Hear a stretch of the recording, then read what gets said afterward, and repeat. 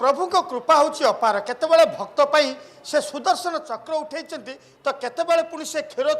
चोरी करी भक्त को देकरी पालटि जाइछन्ति क्षीरचोरा गोपीनाथ। आज आम अच्छु जन्माष्टमी रे से क्षीरचोरा गोपीनाथ पीठरे प्रभु आज जो लीला खेला कर आज हूँ अष्टम अवतार तेणु प्रभु आज धरावतरण करेंगे और प्रभु जो कंस को निधन करने आज प्रभु जन्म ग्रहण करेंगे धरापृष्ठ में। तेणु आज से तिथि आज जन्माष्टमी क्षीरचोरा गोपीनाथ गोपीनाथ पीठरे प्रभुंकर ए लीला खेला चली भक्त मैंने आसुंच प्रभु को दर्शन करुँच करुँच प्रभु पाखे केमी जीवन सुखमय हो संसार केमी सुखरे चलो से दिन हूँ आज ये हूँ क्षीरचोरा गोपीनाथ आज हूँ जन्माष्टमी। तो कथा जड़े माँ अच्छा मो सहित माँ आज क्षीरचोरा गोपीनाथ आज हूँ जन्माष्टमी आज आसी पूजा अर्चना केमी कौन चल पूजा अर्चना करने आसीचु प्रभु पाखे सब जनवाई आसचु कौन जनइले प्रभु को आज क्षीरचोरा गोपीनाथ जनइबू आ कौन निजर जो दुख से जनइबू आ क्षीरचोरा गोपीनाथ ना जानी जे सी चोर हो जाते भक्त सेटा तो रही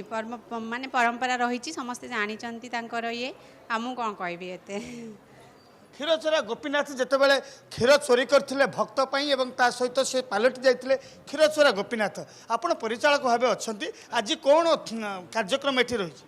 आज आमर भोर 4टारू मंदिर द्वार खोलाला एवं भक्तर भिड़ से जमी प्रशासन तरफ पुलिस आरेंजमेंट कराई लोक मैंने ठीक भाव दर्शन नीतिकांति कौन सब नीतिकांति अच्छी ठाकुर आज जन्माष्टमी तेणु माने लोकंर पूजा अर्चना करवा से माने प्रथम सकाल चलती एपर्यंत साहण मेला है दर्शन साहण मेला दर्शन कर लोक मैंने भोग व्यवस्था कराई पर्याप्त परिमाण भोग जो मैंने चाहिए दि जाऊँगी प्रसाद सेवार व्यवस्था कराई संध्यारे भजन कीर्तन आयोजन कराई ये हूँ प्रशासन तरफ संध्यारे भजन कीर्तन कर ये आयोजन जो चली दिन तमाम चलो ये कार्यक्रम चलो विशेषकर क्षीरचोरा गोपीनाथ जो खीरी से खीरी पाइबापी भक्त मैंने बहुत समय धरी अपेक्षा कर रही था से क्षीरचोरा चोरी करते से क्षीरचोरा पालटि जाते से क्षीर भोग टिके खाइबे मो सहित आउ जड़े पिला अच्छे भोग भोग करने प्रभु को दर्शन करेंगे दर्शन कले प्रभु आज्ञा भिड़ थी जाइए दर्शन टिकट काटिक जीवा कौन मनासुंच ठाकुर पाखे एति कि मो करियरटा भलरे ठीक बिल्ड हो भल से तो क्षीर चोरी करी क्षीरचोरा पालटि तार इतिहास जानते आ क्षीर भोग खायापी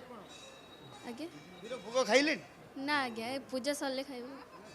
ताके पूजा करने भक्त श्रद्धालु मैंने पहुंची दर्शन करुँच सहित सानिध्य लाभ करुँच आज गोटे पवित्र दिन जहाँकि हिंदू परंपरा रे खूब धूमधाम रे पर्वटी को पालन करा जाय थाए।